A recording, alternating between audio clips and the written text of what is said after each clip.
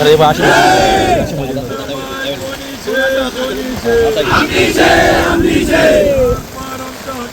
पाण्याची पातळी वाढते, मुसळधार पाऊस सुरू आहे, परंतु 50 वर्ष आमच्या बाप दादांनी वाट पाहिली, मात्र या हरामखोरांनी गुजरातला पाणी देण्याचा जो घाट घातला आहे, केंद्राने प्रकल्प रद्द करण्याचं धाडस केलंय आणि राज्यकर्ते महाराष्ट्रातले खोटं पत्र देऊन भूलथापा देत आहेत. मात्र आता आमची ही पिढी या भूलथापांना बळी पडणार नाही. आमच्या हक्काचं नार पारचं पाणी आता गुजरातला वाहून जातंय. हे पाणी आमच्या खोऱ्यामध्ये आलं पाहिजे आणि म्हणून शाश्वत आमच्या हक्काचं पाणी मिळालं पाहिजे की ज्यावर 2.5 लाख एकर जमीन ओलिताखाली येणारी वितरण व्यवस्था आहे. 22 TMCचं धरण 54 वर्षात फक्त 10च वेळेस भरलं.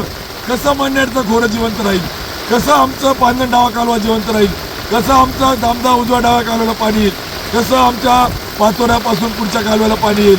आणि म्हणून आज आम्ही जोपर्यंत प्रशासकीय मान्यता कोणत्या निधीतून देणार आणि कधी देणार याचा शाश्वत पर्याय देत नाही, ठोस पर्याय देत नाही, तोपर्यंत आंदोलन थांबवणार नाही.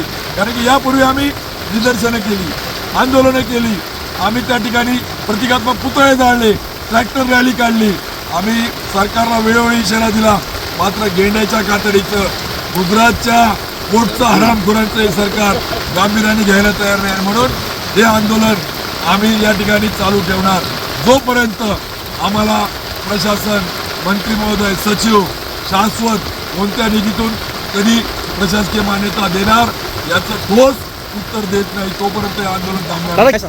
बघा, असे आमचे बापदादे मेले, तरसून मेले, कर्जाचा डोंगर घेऊन मेले, पाऊस मुसळधार मेले आणि मग त्या ठिकाणी त्या पद्धतीने मरण्यापेक्षा संघर्ष करत मरण आलं तरी आम्हाला चालेल. आम्ही मरण्याला घाबरत नाही. आमच्या गिरणा खोऱ्यासाठी आम्ही त्या ठिकाणी ठरवलंय की आता थांबणे नाही.